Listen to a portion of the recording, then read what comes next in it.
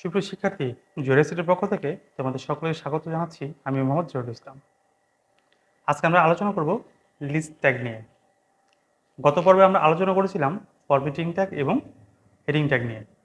তোমরা যদি ভিডিওটি না দেখে থাকো, নিচে ডেসক্রিপশন বক্সে তার লিঙ্ক দেওয়া থাকবে, অথবা উপরে কার্ডস বাটনে তার লিঙ্কটা থাকবে, তোমরা সেটি চাইলে দেখে নিতে পারো।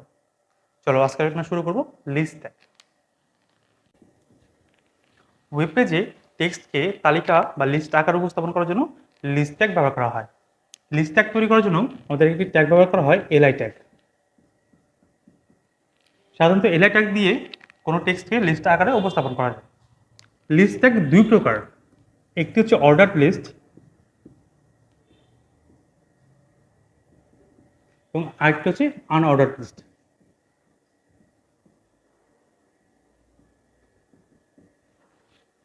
যদি আমি অর্ডার লিস্ট কথা চিন্তা করি, অর্ডার লিস্ট হচ্ছে যা কোনো একটি সিরিয়াল মেনটেন করবে বা একটি নির্দিষ্ট ক্রম অনুসরণ করবে, সেটা হচ্ছে অর্ডার লিস্ট। যেমন 1 2 3 4, দেখো এখানে সবগুলো কি করছে, একটি সিরিয়াল মেনটেন করতেছে। অথবা ABCD,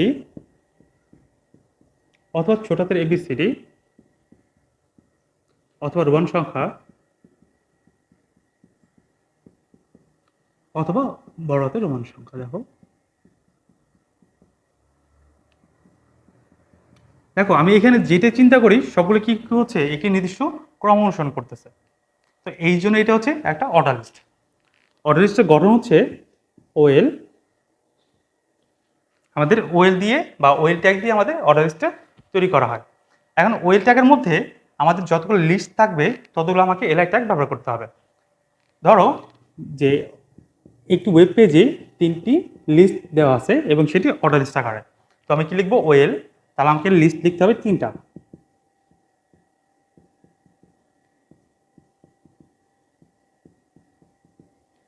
এবং শেষে আমাকে ওয়েলটা শেষ করতে হবে। তো এক্ষেত্রে একটু চিন্তা করো, যদি যেহেতু আমার 3টা লিস্ট হচ্ছে, তাহলে আমাকে কি হবে, আমার প্রথম লিস্টে হবে 1 নম্বর সিরিয়াল হবে, দ্বিতীয়টা হবে 2 নম্বর এবং তৃতীয়টা হবে 3 নম্বর। শুধুমাত্র এই 1 2 এর ক্ষেত্রে আমাকে শুধু ওয়েলটা লিখতে হবে। কিন্তু আমি যদি বাকিগুলোর কথা চিন্তা করি, তাহলে অবশ্যই আমাকে কি করতে হবে, ওয়েলের পরে আমাকে একটা টাইপ উল্লেখ করতে হবে যে আমি কোন টাইপটা ব্যবহার করতে যাচ্ছি। তো আমি যদি এখানে এ লিখি, তাহলে কি হবে, আমার এই প্রথম যে সিরিয়ালটা হবে এটা হবে এ, এটা হবে বি সিরিয়াল এবং এটা হবে সি সিরিয়াল। আবার আমি যদি এখানে এই ছোট হাতের এর কথা চিন্তা করি, স্মল লেটার, তাহলে কি হবে, আর জাস্ট আমি এখানে শুধু আমি এখানে এ চেঞ্জ করলে আমি সম্পূর্ণ সিরিয়ালটাই চেঞ্জ হয়ে যাবে। অথবা আমি যদি চাইলে রোমান সংখ্যা ব্যবহার করতে পারি, জাস্ট আমি শুধু কি লিখবো, ওয়েল টাইপটা লিখতে হবে, আমি কোন টাইপটা ব্যবহার করতে যাচ্ছি। এটা হচ্ছে অর্ডার লিস্ট। আনঅর্ডার লিস্ট, দেখো আনঅর্ডার লিস্ট কি হবে না, নির্দিষ্ট কোনো ক্রম অনুসরণ করবে না বা এর কোনো সিরিয়াল মেনটেন করবে না। এটা ওলটপালট হলে কোনো সমস্যা হবে না।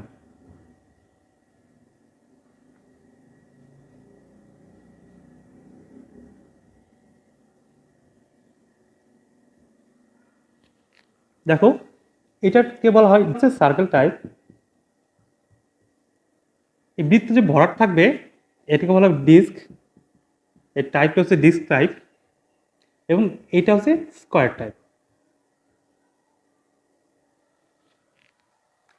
অর্ডার লিস্টের মতো আনঅর্ডার লিস্টেও আমার যতগুলো লিস্ট থাকবে ততগুলো এলআই ট্যাগ ব্যবহার করতে হবে। এবং আমাকে দেখো এখানে অর্ডার লিস্টে শুরু হচ্ছে ওয়েল ট্যাগ দিয়ে এবং আনঅর্ডার লিস্টে শুরু হবে ইউএল ট্যাগ দিয়ে। ইউএল টাইপ, তো আমি যে টাইপটা ব্যবহার করবো সেই টাইপটা লিখতে হবে। তো আমি এখানে চাচ্ছি ডিস্ক, তাহলে কি হবে, আমি এখানে যতগুলো এলআই ট্যাগ লিখবো বা যতগুলো লিস্ট লিখবো সবগুলো হচ্ছে ডিস্ক আকারে প্রদর্শন করবে। আমি এখানে ধরে নিচ্ছি এখানে 3টি এলআই ট্যাগ ব্যবহার করা হচ্ছে।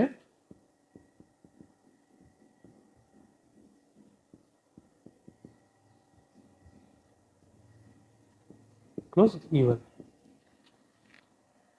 দেখো এই দুটো ট্যাগের মধ্যে পার্থক্য কতটুকু, আমাকে অর্ডার লিস্টে শুরু হবে শুধু ওয়েল দিয়ে এবং আনঅর্ডার লিস্টে শুরু হবে ইউএল ট্যাগ দিয়ে।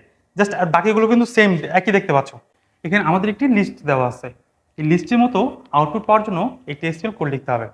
তাহলে কীভাবে লিখতে হবে, আমরা সকলেই জানি যে প্রথমে HTML দিয়ে শুরু করতে হয়। HTML 2টি অংশ থাকে, একটি হচ্ছে হেড সেকশন এবং আরেকটা হচ্ছে বডি সেকশন। সাধারণত হেড সেকশনে আমরা টাইটেল লিখব, যেহেতু এটা কি একটা অর্ডার লিস্ট, তাই না? তো আমি এখানে লিখেছি অর্ডার লিস্ট।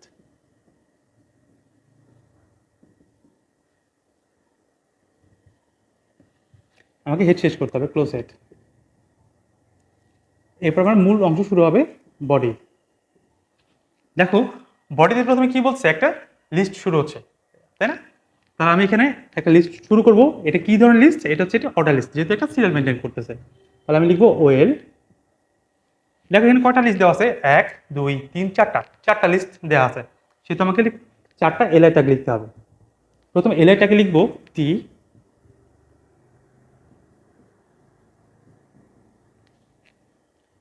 পরে এলআই ট্যাগে লিখবো মিল্ক,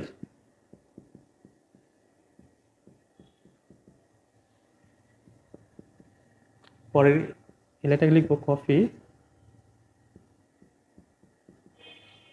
এবং তারপরে লিখবো সুগার।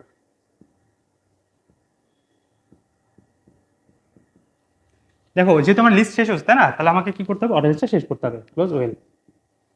এরপরে কি শেষ করতে হবে, বডি শেষ করতে হবে, ক্লোজ বডি। এরপর শেষ করতে হবে আমাকে এইচটিএমএল, ক্লোজ এইচটিএমএল।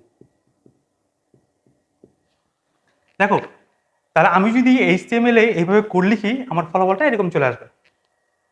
কিন্তু আমি যদি চিন্তা করি যে এই ক্ষেত্রে 1 2 না দিয়ে এক্ষেত্রে অন্য একটা সিরিয়াল দেওয়া আছে, যেমন এ বি সি এবং ডি, যদি এই সিরিয়ালটা দেওয়া থাকে, তখন আমাকে এইচটিএমএল এর কোডের মধ্যে কতটুকু পরিবর্তন করতে হবে?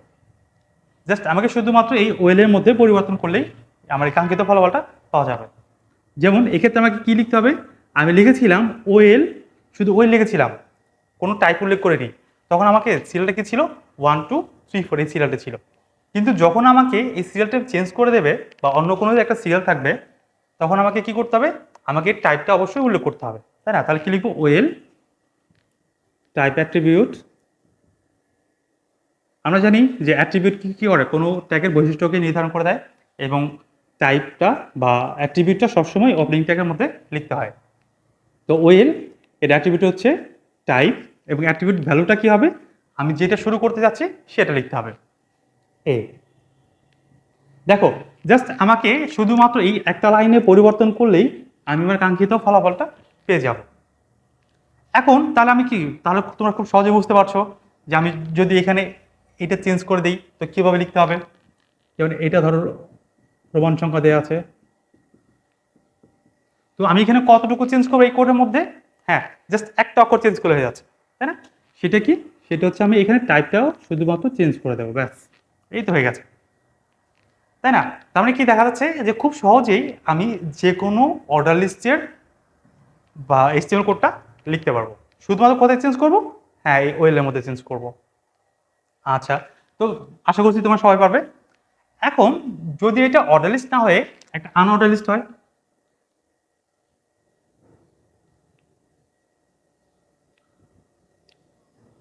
এখন কিভাবে করব? তুমি তো তখন খুব সহজে করে ফেললা, তাই না? জাস্ট একটা অক্ষর চেঞ্জ করে দিলে আমার সম্পর্ক চেঞ্জ হয়ে গেছে। তো এই ক্ষেত্রে কি হবে, এই ক্ষেত্রে হবে আমাকে কি করতে হবে, যেহেতু এটা একটা আনঅর্ডার লিস্ট, তো আমি এই টাইটেলটা প্রথমে চেঞ্জ করে দিচ্ছি, এটা একটা আনঅর্ডার লিস্ট হয়ে গেল, তাই না? আমাকে প্রথমে বডি শুরু করতে হবে, বডিতে প্রথমে কি হবে, ওয়েল। তো আমি এখানে যেহেতু এটা কি আনঅর্ডার লিস্ট, তো এখানে তো ওয়েল লিখলে হবে না, এই জন্য আমাকে চেঞ্জ করতে হবে, এটা হচ্ছে ইউএল, ইউএল টাইপ। দেখো এটা কি ছিল, এটা হচ্ছে ডিস্ক, তো আমি এখানে টাইপ লিখবো ডিস্ক, এবং সবশেষে কি করব, আমি ইউএল দিয়ে শেষ করে দেবো, ব্যাস হয়ে গেছে।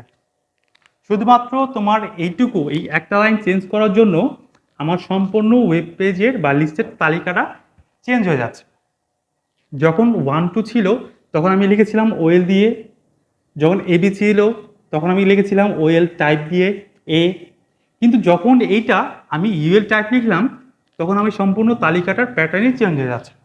আগে ছিল অর্ডার লিস্ট, এখন এটা হচ্ছে আনঅর্ডার লিস্ট। দেখো আমি চাইলে এখানে অন্যগুলো ইউজ করতে পারি, যেমন